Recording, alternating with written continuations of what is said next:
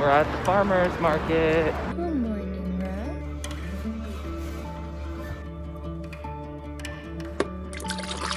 Why me? Okay, why me? That's a good question. Like, why do I exist? That's hard. I've actually asked myself that question a lot of times. If I could put it bluntly, I'd like to be a glass ceiling breaker, and I think Berkeley will allow me to do that.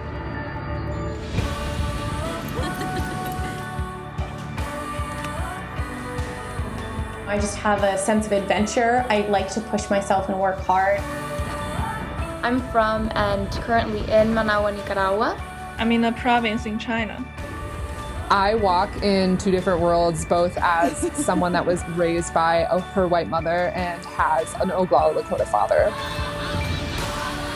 But I think that's something that has definitely influenced me throughout my life. Music is a language unto itself, in the same way that some people would describe the law as a language, with its own special words and its own special meanings.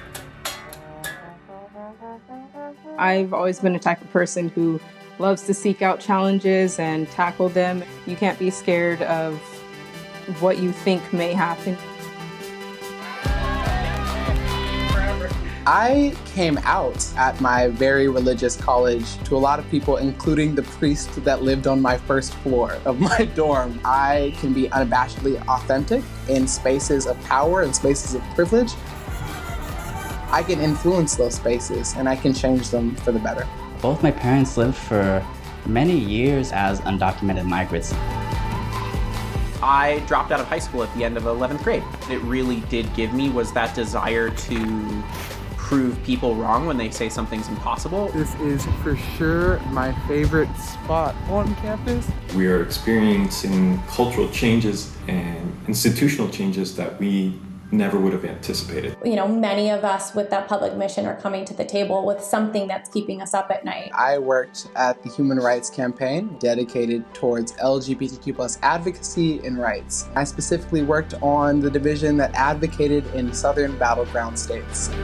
If I want to do my part, I'm going to need a law degree. With my law degree, I want to fight for the rights of women in my country as well as in other places. Joining us now live in studio is Noah Rosenberg, the I work for a nonprofit in Utah that's working on redistricting reform. It's a really core component of our democracy because voters should choose their politicians and politicians shouldn't choose their voters. That's where HQ is.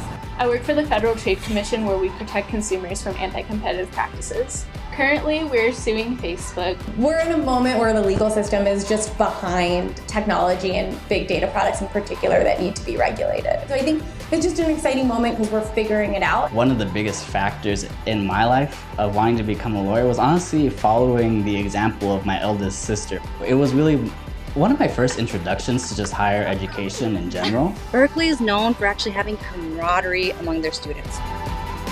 Being able to be really close to all these natural wonders is really cool. I chose Berkeley because of its history of activism and service and change. I think that this deciding factor of where I chose to go to school was on who valued me the most as a human being.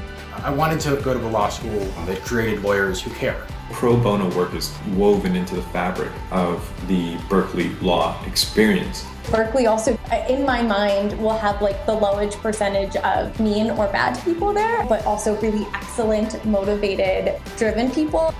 It is full of students who are passionate. And everyone's working to lift each other up. It's about being trained by really world-class legal scholars on how to be the best lawyer in any room I walk into. My role in the climate crisis is as a lawyer, as a voice defending the planet. Off to Berkeley Law.